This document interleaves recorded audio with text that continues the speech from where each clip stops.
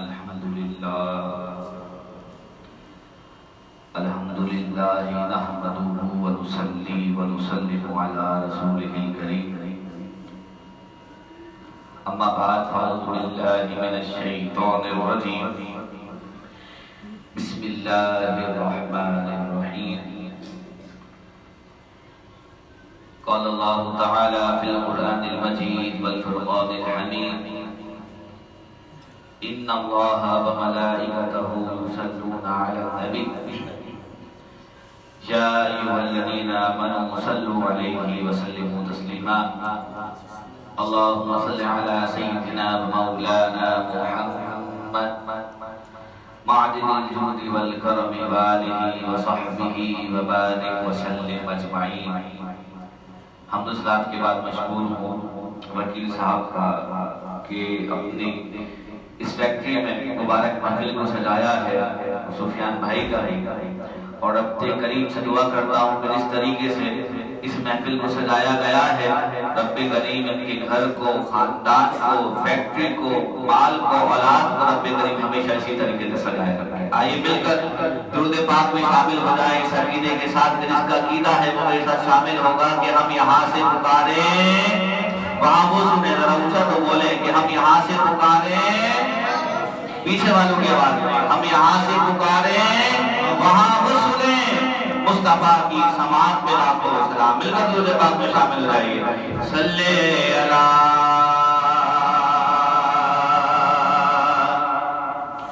نبینا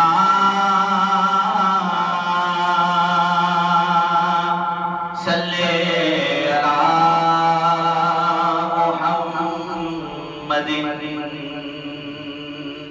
میرا آقا نے ارشاد فرمایا جو مجھ پر ایک بار درود پاک پڑھتا ہے اللہ تعالیٰ اس پر 10 رحمت نازل فرماتا ہے۔ مل کر بآواز بلند ان درو دیوار پر ہم یہاں کام کرتے ہیں، آئیے درو دیوار کو آج گواہ بھی بناتے ہیں کہ ہم نے یہاں مل کر اپنے محبوب کا ذکر کیا۔ بآواز بلند صلی علی شفیعنا صلی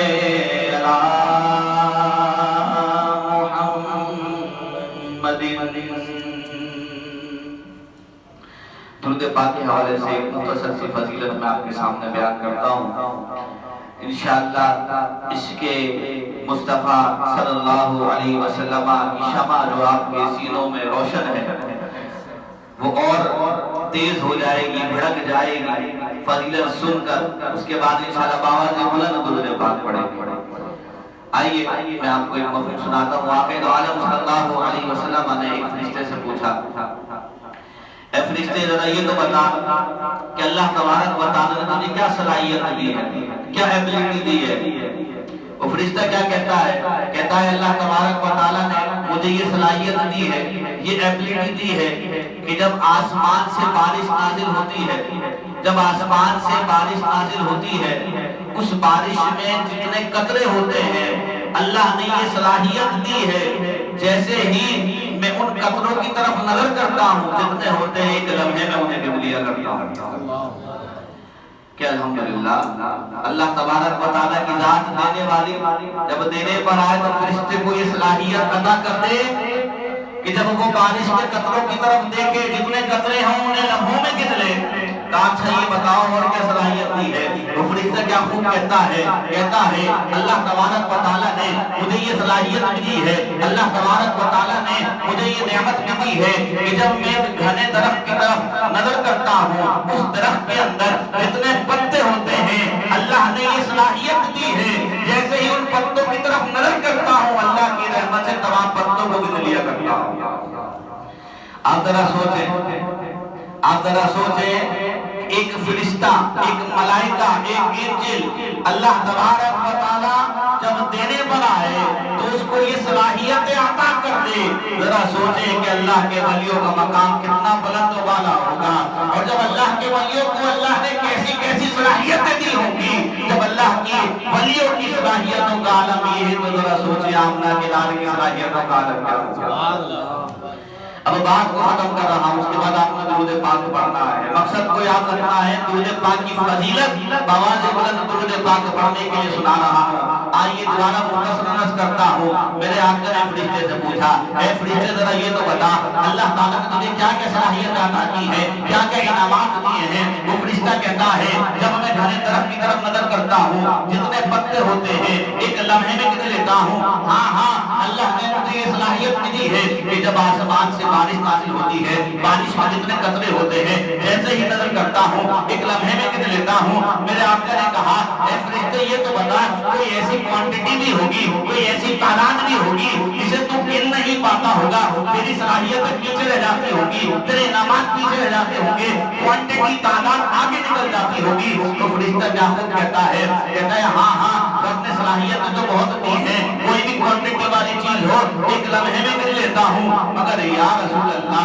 آپ کا امتی آپ سے محبت کرنے والا، آپ سے پیار کرنے والا، آپ سے عشق رکھنے والا، آپ سے محبت کرنے والا جب آپ پر درود پاک پڑھتا ہے اس درود پاک کے وسیلے سے اس درود پاک کے سبب رب کریم اس پر جتنی رحمتوں کی بارشیں کرتا ہے، خدا کی قسم جب میں ان کو دیکھتا ہوں تو انہیں گننے سے قاصر آ جایا کرتا ہوں، انہیں گننے سے قاصر آ جایا کرتا ہوں۔ تو ذرا سوچیں درود پاک پڑھنے کی کتنی فضیلت ہوگی، اب ذرا مل کر صلی اللہ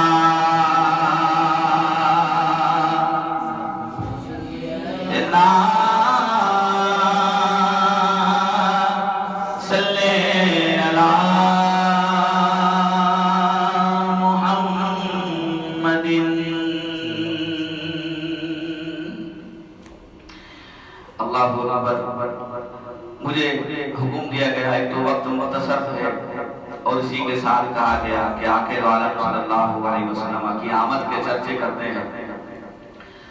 حضور کی آمد کا ذکر، میرے آقا کے آنے کا ذکر کہاں کہاں نہیں ہو رہا، عرش پر دھوم ہے، فرش پر دھوم ہے۔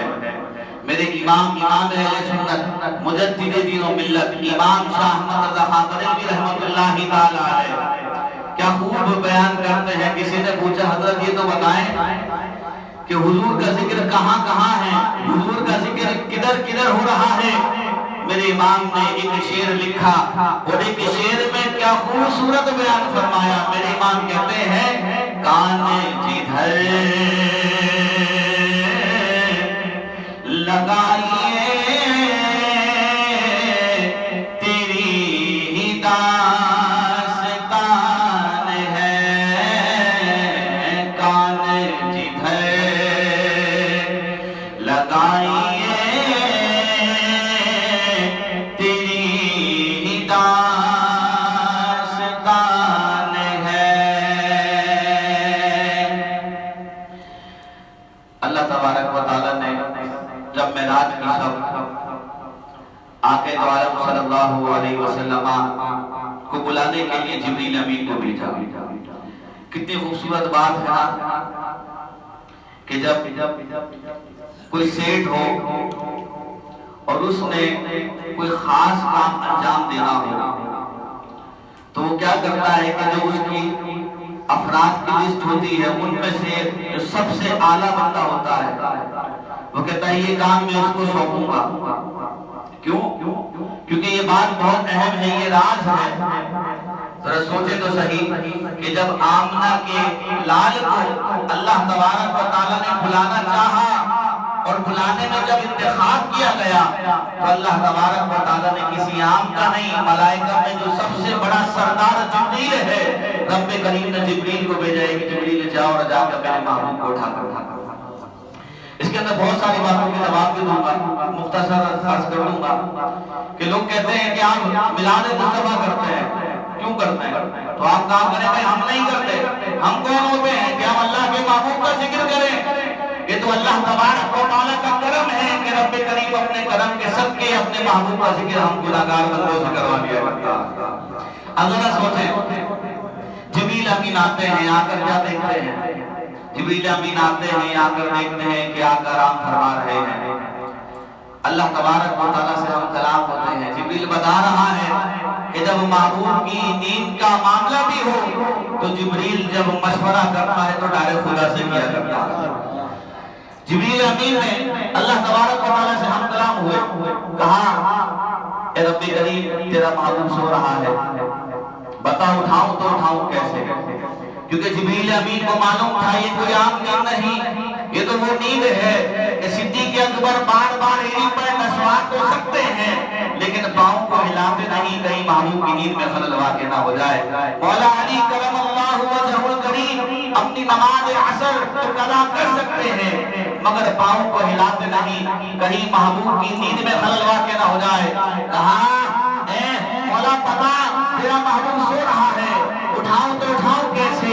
रब्बे करीम ने कहा ए जिब्राइल ये जो तेरे दो काफूर के होठ हैं लगा महबूब के तलवों पर, ये तेरे होठ लगते चले जाएंगे, महबूब भी नींद से बेदार होता चला जाएगा। अब जरा गौर करें, ये बात आपने शायद पहले भी सुनी हो, मैं बात क्या बता रहा था कि रब्बे करीम अपने महबूब की हर चीज के इंतजामात पहले से कर लिया करता है। आप जरा इमेजिन करें, अल्लाह तबारक व तआला ने जब जिन्नात को बनाया तो जिन्नात को आग से बनाया, इंसान को बनाया मिट्टी से बनाया, मलाइका को रब्बे करीम ने नूर से बनाया। अब जरा गौर तो करो कि रब अपने महबूब की हर चीज का इंतजाम कैसे किया करता है। जुमले दे रहा हूँ, जिब्रील अमीन को जब हम देखते हैं तो जिब्रील पूरे तो नूर के हैं, होठ सिर्फ काफूर के हैं, पूरे नूर के हैं, होठ सिर्फ काफूर के हैं। काफूर क्या काम करता है? काफूर काम करता है ठंडक का, और ये ठंडक ऐसी होती है जो तकलीफ नहीं देती, मतलब ये वो ठंडक है जो ठंडक भी मना देती है। रब्बे करीम को मालूम था, रब्बे करीम को मालूम था कि मेराज की शब जब महबूब को बुलाना होगा, रब्बे करीम को मालूम था कि महबूब आराम फरमा रहे होंगे और मैंने जिब्रील को भेजना है। तो जब रब्बे करीम ने जिब्राइल की तख्लीक की, जिब्राइल को बनाया तो जिब्रील को पूरा नूर से बनाया, होठ सिर्फ काफूर के लगाए।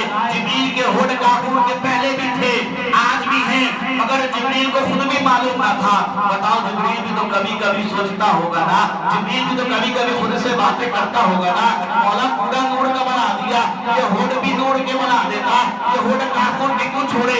जब मेराज की शब आई, रब्बे करीम ने कहा ए जिब्राइल जा महबूब को उठा के रहा। कहा उठाऊं तो उठाऊं कैसे। कहा ये तेरे काफूर के होठ लगा महबूब के तलवों पर, तेरे ये होठ लगते चले जाएंगे, महबूब भी नींद से बेदार होता चला जाएगा।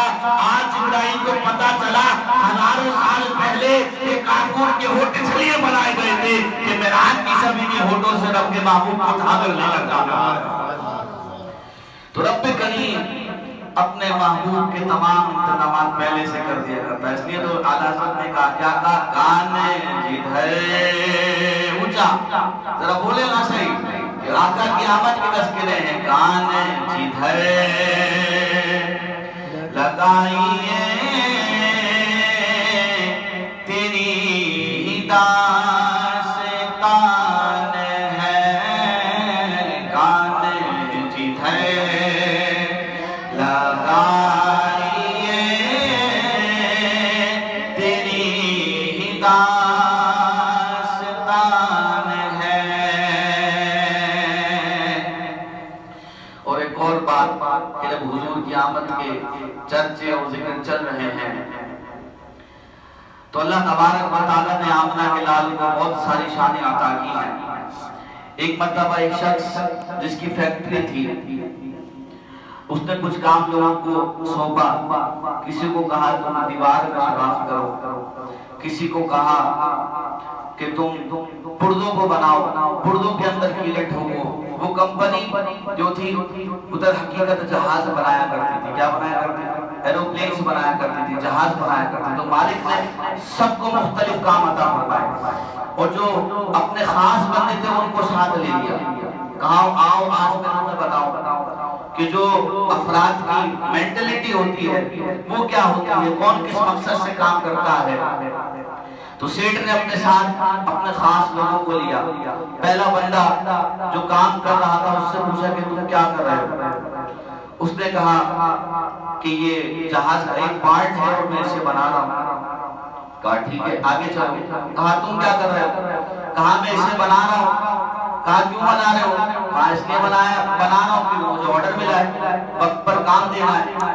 तीसरे शख्स के पास गया, वो ठोक रहा था कील और उससे बोला कि तुम क्या बना रहे हो। کہا در حقیقت میں جہاز بنا رہا ہوں۔ کیا بنا رہا ہوں؟ جہاز بنا رہا ہوں۔ تو کہا باقیوں کی طرح تم بھی بول سکتے تھے کہ میں بھی فلاں پرزہ فٹ کر رہا ہوں، اس پر ذمہ داری دی گئی ہے، میں وہ کام کر رہا ہوں۔ کہا میں کیوں بولوں؟ کام بھلے چھوٹا ہے، کام بھلے مختصر سا کر رہا ہوں، ارے میری سوچ تو دیکھو، میں اگر اس کو نہ ٹھوکوں تو آپ بتائیں کہ جہاز بن سکتا ہے؟ کہا جہاز نہیں بن سکتا۔ کہا اس لیے تو کہا کہ جہاز بنا رہا ہوں۔ دیکھیں ہم بھی یہاں تھوڑے ہیں، حضور کی محفل کر رہے ہیں، حضور کی محفل کو کوئی فرق نہیں پڑتا کہ بندے زیادہ ہوں بندے کم ہوں، یہ تو محبت کا تعلق ہے، جتنی محبت بڑھتی چلی جاتی ہے حضور کا ذکر بھی اتنا بلند ہوتا چلا جاتا ہے، اور یہ ذکر آج بھی ہو رہا ہے، کل بھی ہوگا، انشاءاللہ محشر میں بھی جنت میں بھی جائیں گے تو انشاءاللہ حضور کے ملاد کے ساتھ کے جنت میں چلے جائیں گے۔ تو اپنا مقصد ایم آف لائف ہمیں بڑے رکھنے کی ضرورت ہے۔ اب اختتام کروں گا ایک مختصر سی بات بتا کر۔ آپ نے وہ واقعہ سنا ہوگا کہ آگے نبی صلی اللہ علیہ وسلم نے انگلی اٹھائی اور چاند دو ٹکڑے ہو گیا۔ کس نے سنا ہے؟ سنا ہے نا؟ آئیے اس کے اندر بھی کچھ باتیں ہیں، مختصراً عرض کر کے اختتام کی طرف میں جاؤں گا کہ اللہ تبارک و تعالیٰ نے اپنے محبوب کو بہت ساری صلاحیتیں عطا فرمائیں، بہت سارے انعامات عطا فرمائے۔ ذرا غور تو کرو کہ رب نے اپنے محبوب کو کیا کیا شان عطا کی، رب نے اپنے محبوب کو کیا مقامات عطا کیے ہیں کہ جب کافروں نے مطالبہ کیا کہ چاند کو دو ٹکڑے کیا جائے، کافر جمع ہو جاتے ہیں، مسلمان جمع ہو جاتے ہیں، میرے آقا اپنی انگلی یوں چاند کی طرف کرتے ہیں، چاند بھی شرما کر دو ٹکڑے ہو جاتا ہے۔ علماء نے اس کے اوپر کیا خوب کلام فرمایا، کہا کہ اللہ تبارک و تعالیٰ نے حضور کی انگلیوں کو جو کمالات عطا فرمائے کہ جب حضور کسی چیز کی طرف اشارہ فرمانے تو حضور کے اشارہ کرنے سے حضور کی انگلی سے خط نمودار ہوتا ہے، اور حضور جہاں تک چاہیں وہ خط جاتا ہے، اور حضور جس چیز کو چاہیں وہ خط جا کر اسے دو ٹکڑے کر دیا کرتا ہے۔ اب معراج کی شب کے بعد میں نے آپ کو بتائی، اس کے جب بعد کافر آئے اور کہا کہ چاند کو دو ٹکڑے کیا جائے، آمنہ کلال یہاں انگلی اٹھاتا چلا جاتا ہے، چاند بھی دو ٹکڑے ہوتا چلا جاتا ہے۔ اب آپ مجھے بتائیں اللہ تبارک و تعالیٰ نے ہر چیز کو ایک محور کے اندر بنایا، سورج کا ایک محور ہے، وہ اس کے مطابق اپنی ورکنگ کرتا ہے، چاند کا ایک محور ہے، وہ اپنے مطابق وقت پر نکلتا ہے، وقت پر غروب ہو جاتا ہے، سورج نکلتا ہے غروب ہو جاتا ہے۔ اب جب مجھے بتاؤ کہ جب اللہ تبارک و تعالیٰ نے چاند کو بنایا ہوگا، چاند کو بتلایا ہوگا اے چاند ایک رات آئے گی میرا محبوب تیری طرف اشارہ کرے گا، اے چاند تیرا اشارہ ہوتا چلا جائے، تو بھی دو ٹکڑے ہوتا چلا جائے۔ اب مجھے کہنے دیجئے کہ چاند جب جب آمنہ کی گلیوں سے گزرتا ہوگا، چاند جب جب آقا کی گلیوں سے گزرتا ہوگا، میرے محبوب کے چہرے کی طرف دیکھتا ہوگا، کہیں محبوب کو اشارہ تو نہیں کر رہے، کہیں محبوب کچھ کہنا تو نہیں چاہ رہے۔ حضور کی رضائی بہن ہے حضرت شیمہ بیان کرتی ہے، کہتی ہے کہ ایک رات میں پریشان ہو گئی، کیا معجزہ دیکھتی ہوں، چاند کی روشنی کبھی ادھر جاتی، چاند کی روشنی کبھی ادھر جاتی، کبھی ادھر جاتی، کبھی ادھر جاتی۔ میں نے کہا ہے چاند تجھے آج کیا ہو گیا؟ پھر میں حضور کی طرف دیکھتی ہوں، آقا چھوٹے ہیں، ماہد میں جھولے میں لیٹے ہوئے ہیں، حضور کی انگلی ادھر جاتی ہے، چاند بھی ادھر چلا جاتا ہے، حضور کی انگلی ادھر جاتی ہے، چاند بھی شرما کر ادھر چلا جاتا ہے۔ تو اشان اللہ نے آمنہ کے لال کو عطا فرمائی۔ آج دنیا چاند کی دیوانی ہے، آج دنیا چاند کی پروانی ہے، بہت سے لوگ تو چاند کی پوجا کیا کرتے ہیں، چاند کی روشنی کو دیکھ کر تمنائیں آرزو کیا کرتے ہیں۔ اگر کوئی چاند سے بھی پوچھ لیتا اے چاند ذرا یہ تو بتا دنیا تیری دیوانی ہے، دنیا تیری پروانی ہے، دنیا تجھے دیکھتی ہے، دنیا تیری روشنی سے فیض لیا کرتی ہے، اے چاند کیا تو بھی کسی کا دیوانہ ہے، اے چاند کیا تو بھی کسی کے چہرے کو تکا کرتا ہے؟ تو چاند بھی بول اٹھتا ہاں دنیا تو مجھے دیکھتی ہے، اور میں رب کی عطا سے رب کے کرم سے دیدار کرتا ہوں تو چہرہ مصطفیٰ کا دیدار کرتا رہتا ہوں۔